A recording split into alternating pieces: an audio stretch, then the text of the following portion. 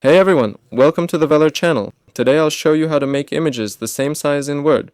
But actually, I'll be working in Google Docs. It works the same way though. I just don't have Word. I'm not fancy like that. Anyway, that's why I'm here, just for the images. Let's do this in a way that's easy to follow. Here they are, slightly different sizes. Actually, they're not that different. Let's do it like this. So, how do we make them the same size? We select an image and right-click on it. And here we have an option called Image Settings.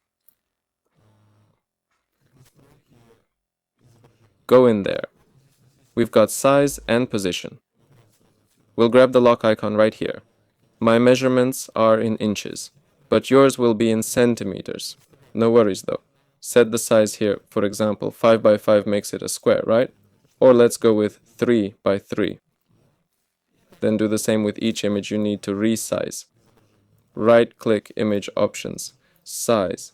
Set it to 3 by 3 and it'll automatically resize to fit. That's it, and that's all there is to it. This has been Valor. Leave a like and subscribe to the channel. See you.